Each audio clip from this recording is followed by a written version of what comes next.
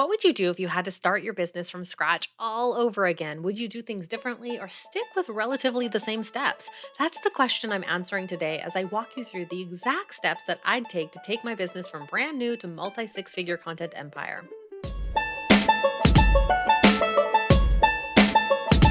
Welcome back to Your Content Empire, the YouTube channel dedicated to helping you get more consistent and profitable with content the easy way. I'm your host, Haley Dale, a content and sales funnel strategist obsessed with bringing you all the latest and greatest in content and marketing. I was recently interviewed on a podcast and got a question that stumped me. It wasn't that the question was difficult, but it was a big question with a multi layered, complicated answer, and one that I just blanked on in the moment. The exact moment you dread happening to you in this kind of situation. Side note, please send your questions ahead of time. Us introverts need time to think through things so we can give a thoughtful answer. This was the question that got me and never will again. What would you do if you had to start your business from scratch today to build up the multi six figure business you have now? It wasn't that my brain couldn't think of anything, but that it had so many things popping up there as potential solutions. So, not being able to stop thinking about this for days on end, I put pen to paper and mapped out my exact plan for this hypothetical situation. And the funny thing that I realized through this process was that what I came up with is already core to everything I'm doing and teaching through my teeny tiny digital products, my signature course, and what I'm doing for my clients through my services. Whether it's just a piece or the whole thing, it all comes back to this core plan that actually has helped create other six figure content empires as well as my own.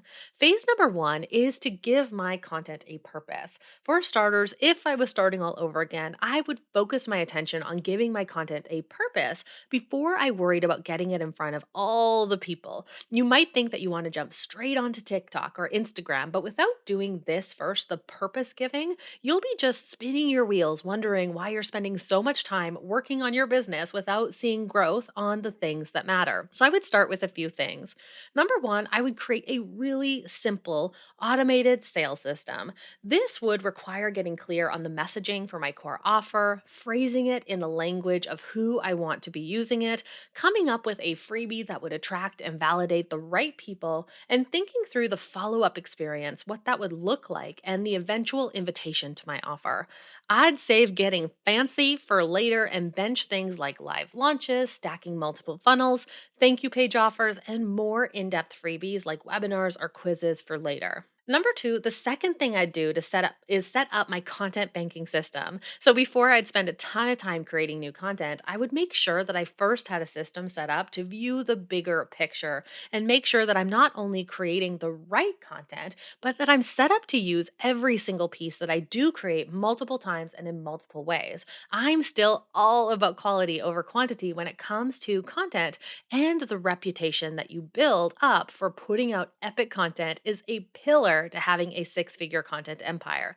The quicker you can step into the mindset of, I'm a professional when it comes to your content, the quicker that evolution will happen. And that starts with taking your content seriously enough to store it in a way that helps you maximize its potential. Number three, the final thing I'd do in phase three would be to set up a simple measurement system. Before I spent a ton of time creating content and focusing on traffic, I want to keep a really close watch on what's happening on my website and in my funnel.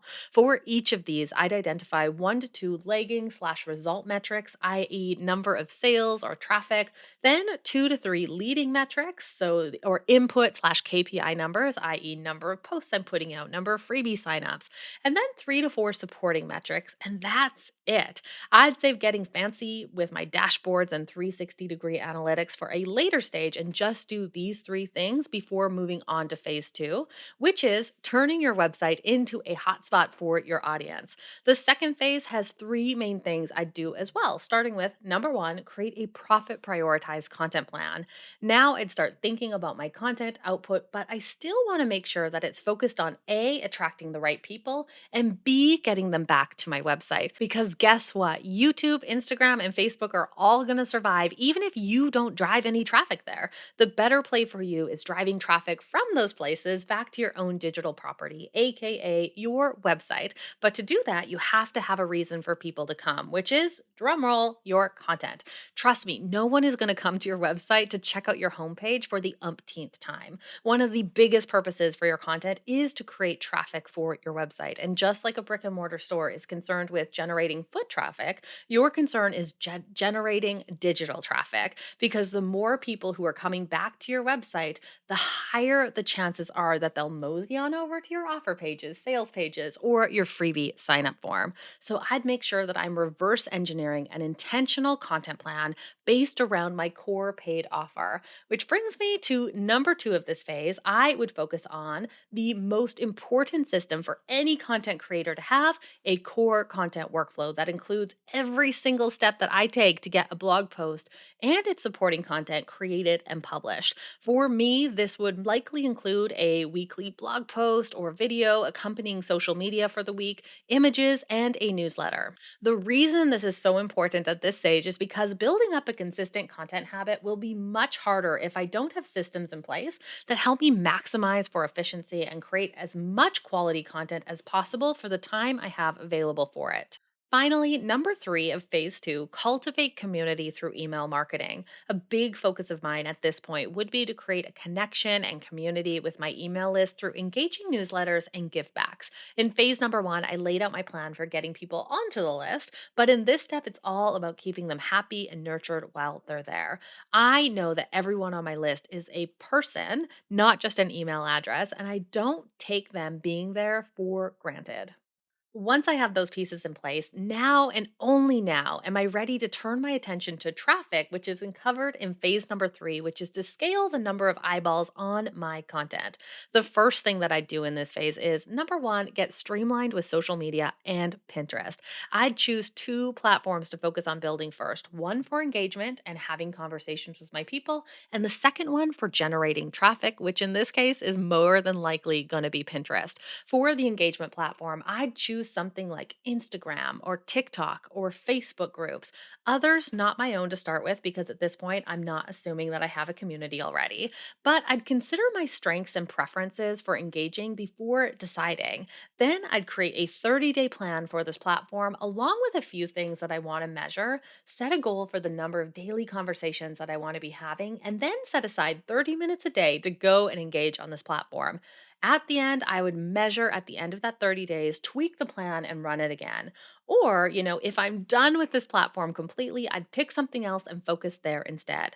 For the attraction platform, like I mentioned, I'd definitely choose Pinterest to start with.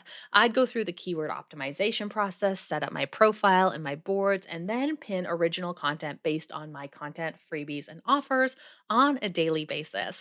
In month two or three, I might start playing around with promoted pin, and I'd keep focusing on Pinterest until I felt like I had a good system and a good amount of traffic built up that I could either streamline or outsource before choosing another attraction platform to focus on. After I had a handle on those two things, I'd move on to number two, which is to start collaborating with peers who have complementary audiences. I'd start focusing on networking with other business owners who have similar audiences to mine, getting on coffee chats, arranging mutually beneficial collaborations like guest post swaps, JV webinars, Instagram takeovers, and teaching in each other's communities. For me, this would involve coming up with a signature training to keep things easy on myself that I could easily take on the road and customize for other audiences, with a call to action to grab a free gift, and by doing so, join my community, aka my email list. Finally, number three, once and only once I have these things working, I would delve into paid ads. Before I do so, I would make sure that that simple sales system that I set up at the very start was converting and get it to numbers that I'm happy with. But after that, paid ads, here I come. I would choose one platform to start with, whether that's promoted pins or Facebook or Instagram ads, Google ads, and then I would create a 4 week ad plan with a defined budget and start testing things out. For all of these, if I wasn't sure where to start, I'd get support either through a course or one on one service provider. I still love taking courses at my own pace. All right, so with that, let me know in the comments what's the first thing that you would do if you are starting from scratch in your business. All right, with that, make sure to like and subscribe. And if you want to be the first to know when the next video goes live, hint, it's Monday, ring that bell. And until next time, here's to your content empire.